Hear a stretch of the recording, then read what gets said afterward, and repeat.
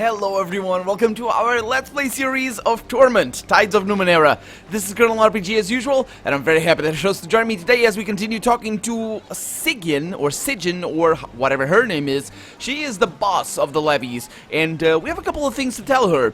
Well, let's start off with the things that we were trying to do a little bit back, which is to fix the broken levee, effectively. So I'm gonna tell her, I met a levee in Cliff's Edge that's stalking a man called Finzin.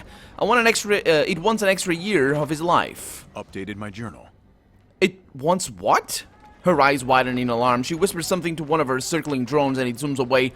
Yeah, sometimes the levies go wrong. They take a bad year from a citizen and turn out flawed. We never let them leave when they get like that. You've seen the little talismans they carry, the symbols of the year that made them? If the year is bad enough, they become that talisman shaped in flesh.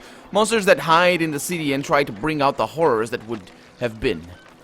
You can tell this Finzin that it's safe. I've sent a guard to bring in the levy. He'll never see it again. Okay, well, that was simple enough, I suppose. So he will become the talisman? A talisman shaped in flesh. I don't really know. I don't really understand what she means by that. Monsters that hide? Yeah, she needs to add some context to her sentences, otherwise I'm not gonna really understand what do they become monsters that hide in the city, or do they become the talisman that levies carry around with them?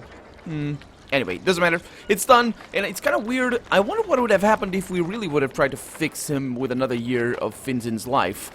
Because I think we probably just would have pursued that line of thought that we were touching on last episode of how the levies are actually people and they're not actually happy, and well, they just live one life, and that's actually at the center of their unhappiness. So yeah, I'm looking. Oh yeah, she also looks a lot like a person we met, well, a ghost we met in the Fifth Eye.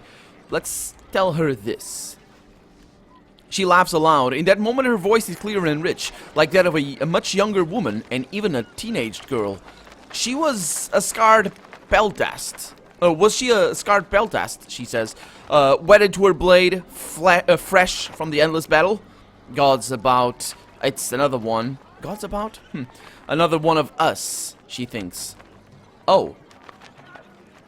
Actually, she was young, with a chorus of whispering voices all around her. Her face goes pale. Oh, then I know who she was. She was the woman who haunted me when I was a girl. The woman I was supposed to become. Updated my journal. So we've heard this story before as well. She continues, for as long as I can remember, I felt as though this other woman was taking shape inside me. When I was a girl, I'd gaze at myself in the looking glass, and every day I seemed less like me and more like her. I don't remember when I abandoned my family, but I couldn't have been more than 10 or 12. They seemed like strangers to me. I couldn't even remember who they were. I started hearing stories about other girls like me, older girls, younger girls. I sought them out, learned everything I could. All the ones I met went mad, and they never survived past their 20th year. It wasn't always the same death. Sometimes it was sickness, or an accident, or they ended their own lives. But somehow they always died. It was fate, and it was mine too. Well, but you survived. I cheated. She's silent for a moment. When I was old enough to become a citizen to sacrifice a year to create a levy, I went straight to the Order of Truth, and I told them I wanted to donate as many years as I could. I didn't think it would work, she confides, but what choice did I have? When they started taking the first few years, I aged closer to 20. Each time I thought I would die, and the levy that was born from the 20th year, he was a monster. They tried to make me stop, but I refused. I made them go on. I burned through my 20s and beyond. And with every year I lost, I felt that other woman inside me weakening, bleeding, dying. I laughed as they burned the years away. When I walked into the Order of Truth, I was a teenage girl. When I walked out a few hours later, I was a middle-aged woman. But I was free. So how old are you really? 22. That's why I was too young to remember you when you were here last. I was a 12-year-old girl, a runaway, half mad and living in the streets. So, how long has this been happening to the women in the city? Centuries, I think, she says. The earliest reference I could find was around the time of Chilla, but it probably goes back even further. There was an Aeon priest about 80 years ago. He thought he'd make a name for himself by discovering the cause. He found that it only affects women in Sagas, never in the outlying villages. Nah, he thought it might be caused by some kind of Numenera underneath the city, but he was never able to prove anything. Yeah, actually, I would think that would be the case as well, but it sounds a little bit like some godlike entity or something, somebody, some will, not just the Numenera. But then again, maybe the Numenera have wills of their own, who knows. So you said that Levi was born from your 20th year was a monster? Yeah, it was death. Not death the way it's personified in stories, but death like it really is. A bloated thing with festering sores, vomiting blood and pus and excrement from every orifice. Even the Aeon priests were terrified. They burned it to a pile of ash. Okay, so I guess that's that. I'll see you later. Farewell to you, whoever you really are. Yeah, I can't go in there, of course. The smooth metal door has no apparent handle or hinge. Entry must be controlled from inside. And it isn't controlled very often, according to what she says. She says that the council gets in and out through other means. And I would imagine there's a lot of other means. We have a couple of kids over here, and we have something over here. Trash is piled against this building, as if someone has been sweeping the square each day and leaving all the detritus here. That's not good. That thing is gonna have bugs all over the place over there. Hey, little guys, how's it going?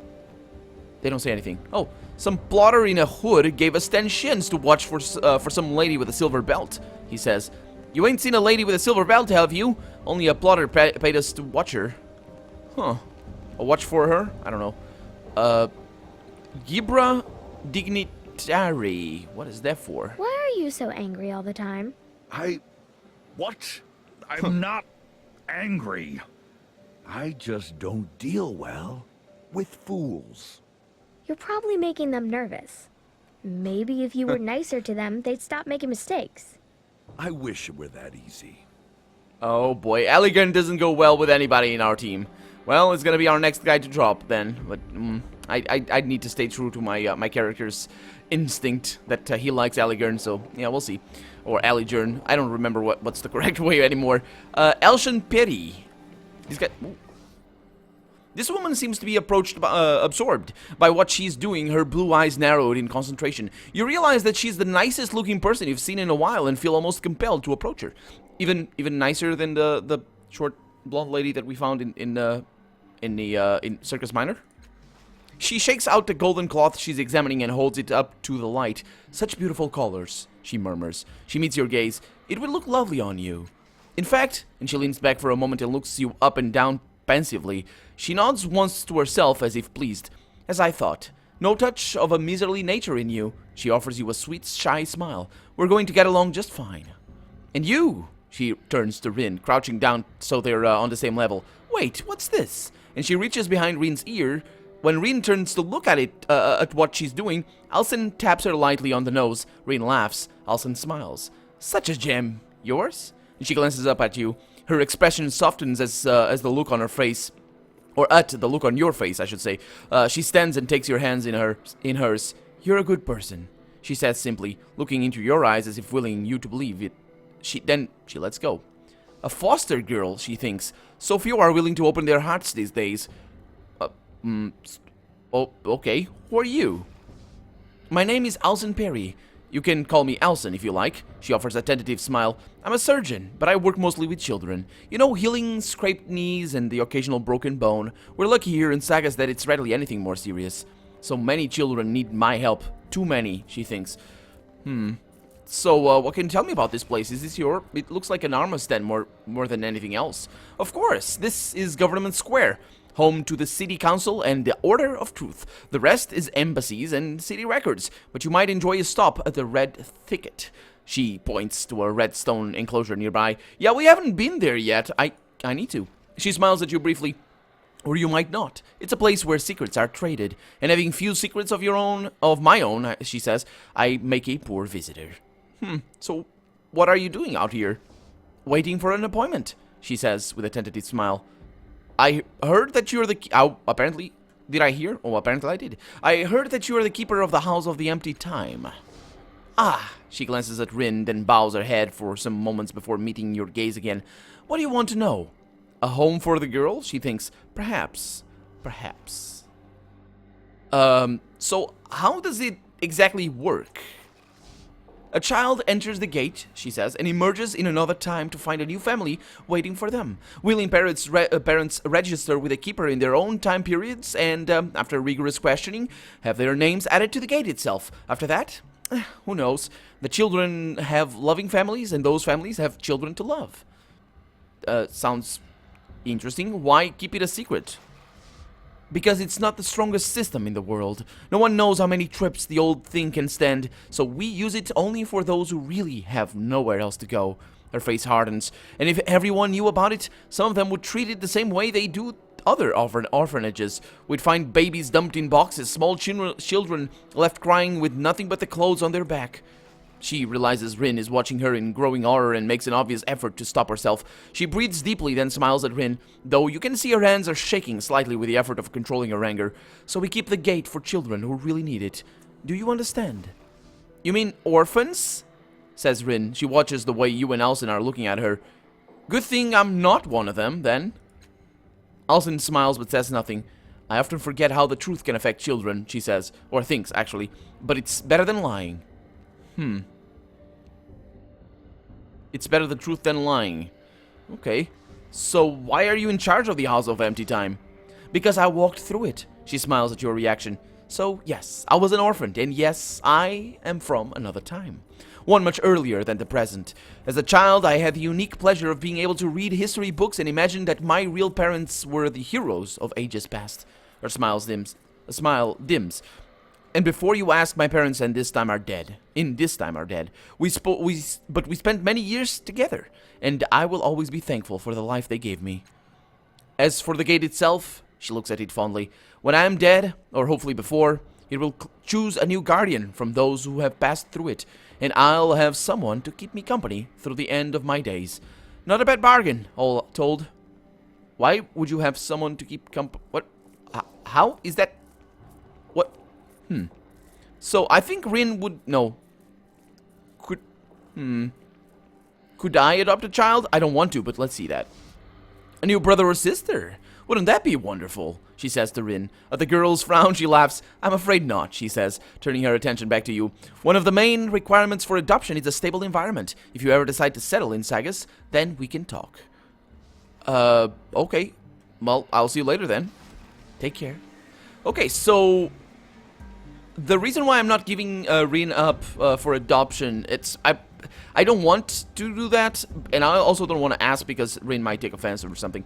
But the reason why I don't want to do that is because I really think she needs protection, and I'm gonna try and protect her.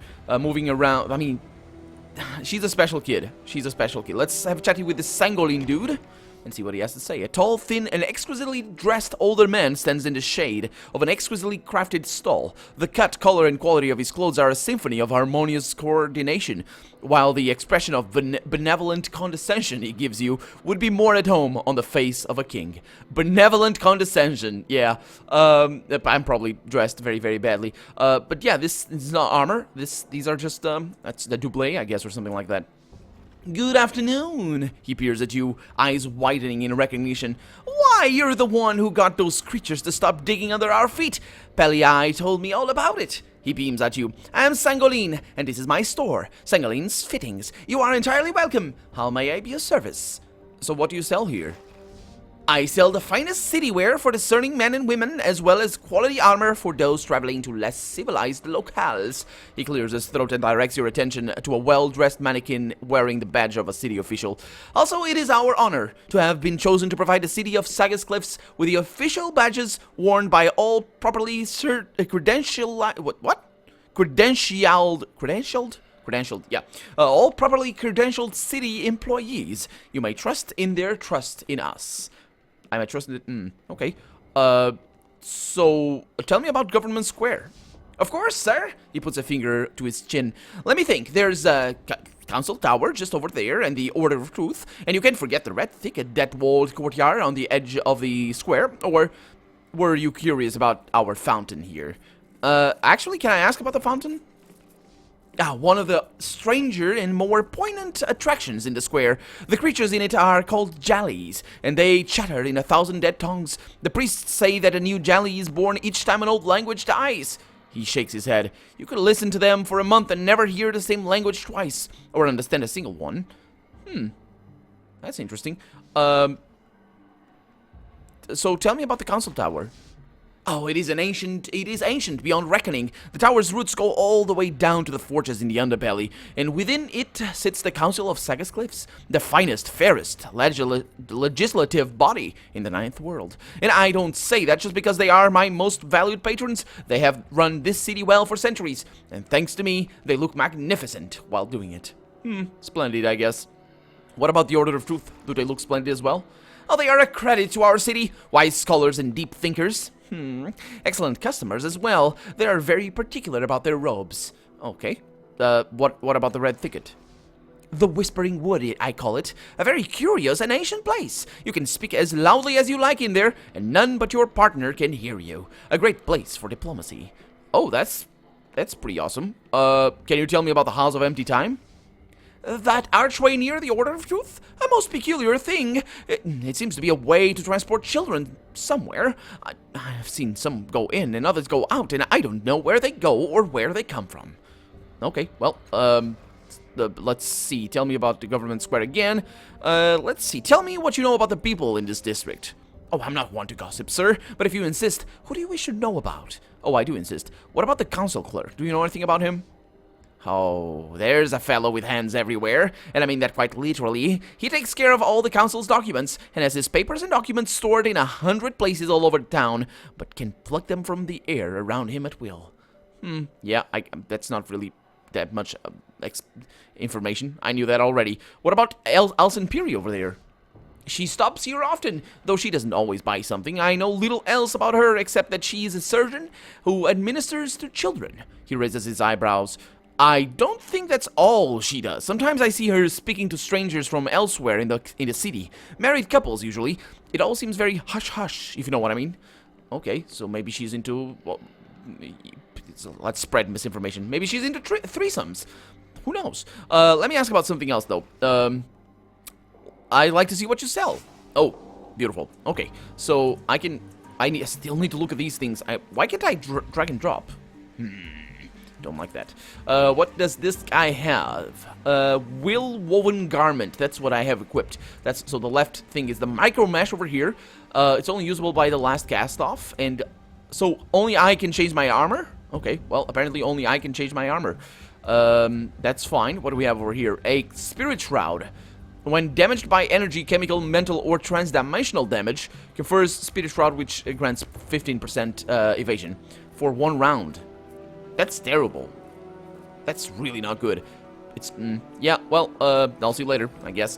Let me do a couple of things that we really need to do. First off, I need to, so yeah, these things, they're hidden. There they go. See, that's why I didn't see them. I didn't look at them. So we have these two characters wearing these matching rings, share all fetals, and 25% of stats healed.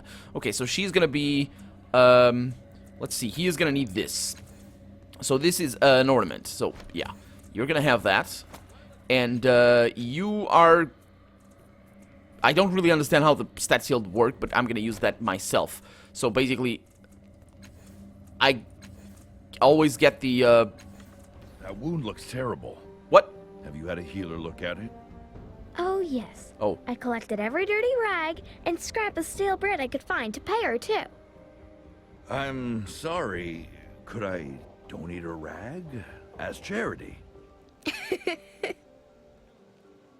Well, they're getting along. They're getting along a little bit better. Maybe. Who knows?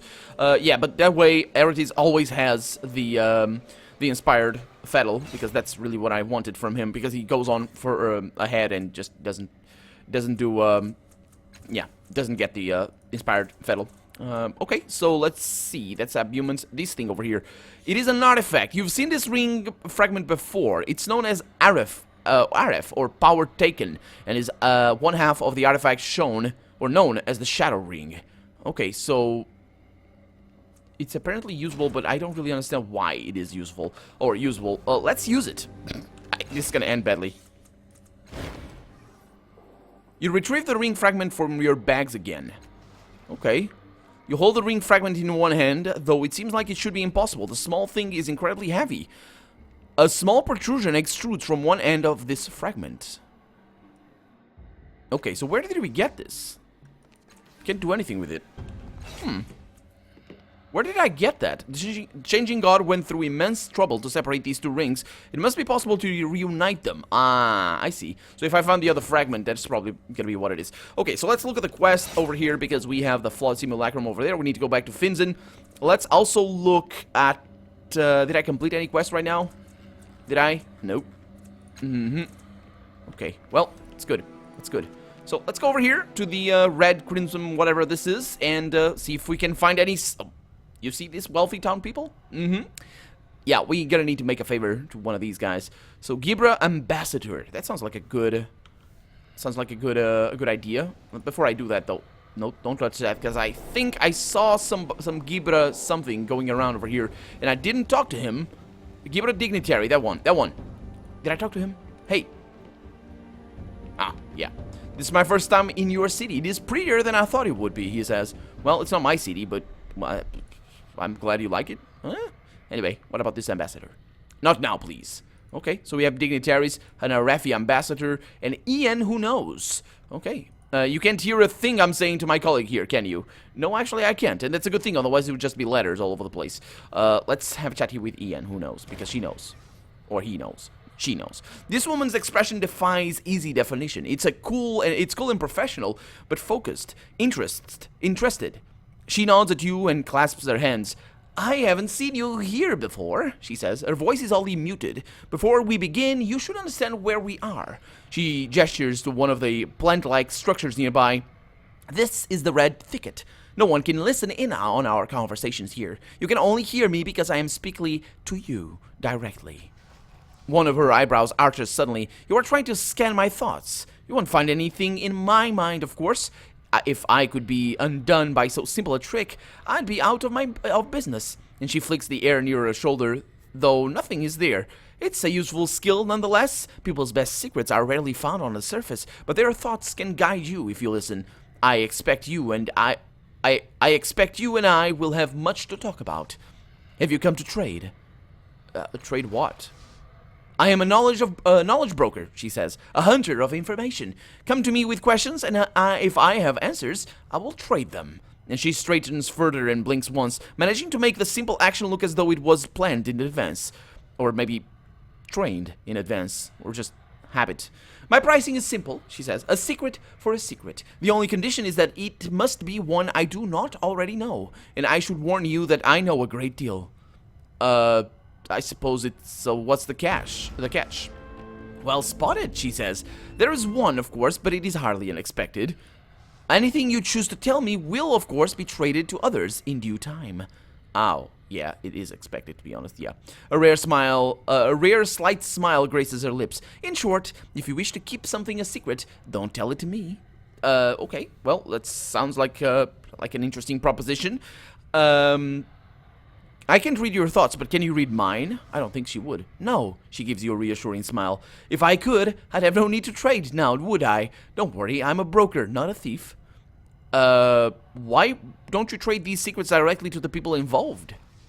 A number of reasons, she says, but chiefly this, I am a broker, not a blackmailer.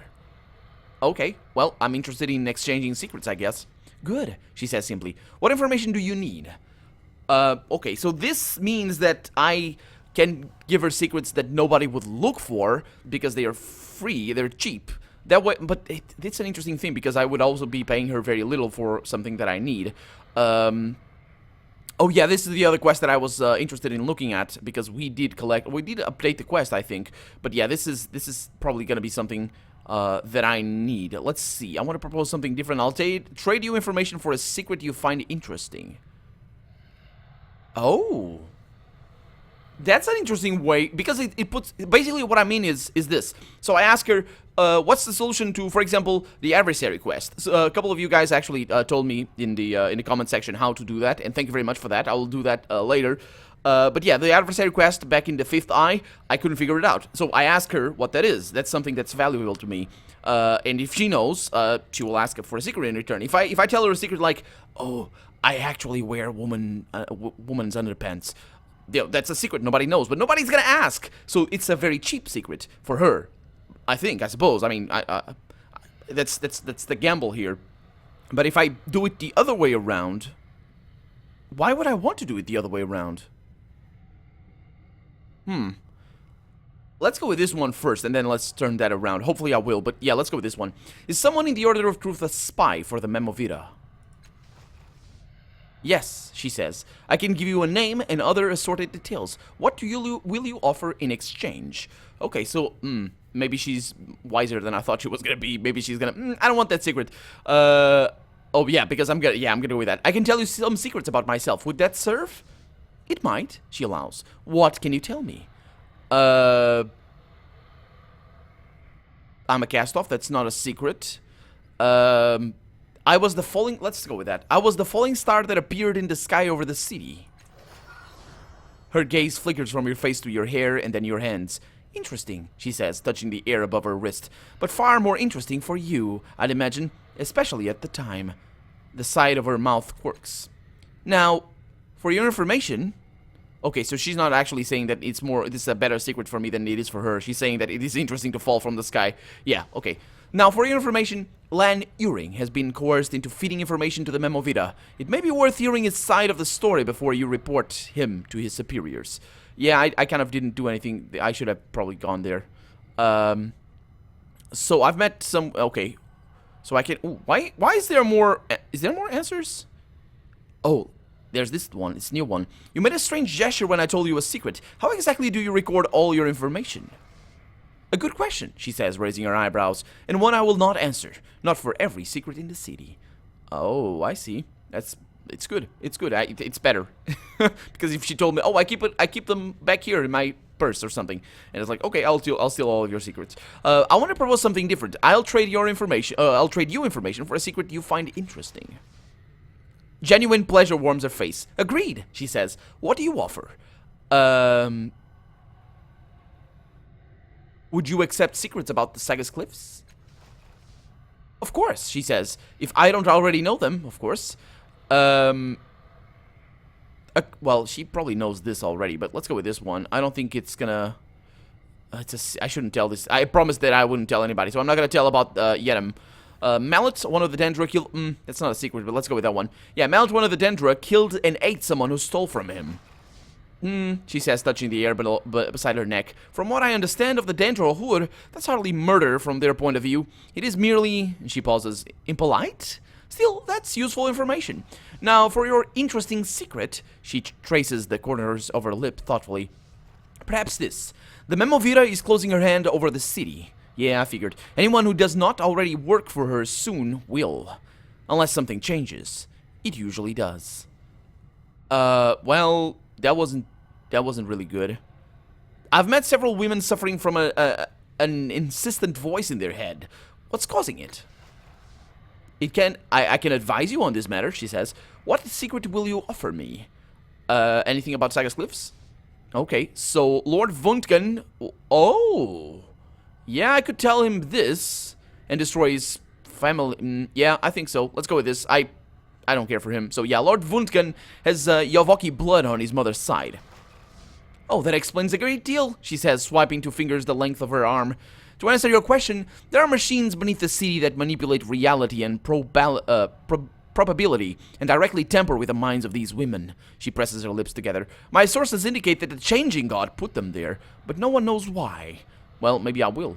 She glances away from you. If you are looking to help them, perhaps you should look for the machine responsible and turn it off. Under the city, huh? Okay.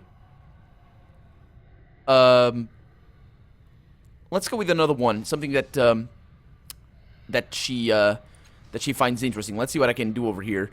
An anechoic lazaret in the reef can be opened with the Eye of Malox. That's gonna send somebody after me, isn't it? Do I owe Sally Mary anything? Nah, I don't. Let's go with that one. Her eyebrows rise halfway towards her hairline. Very useful, she says, swiftly tapping the air over her breastbone several times. Fascinating. Now for your interesting secret, she traces the corner of her lips thoughtfully.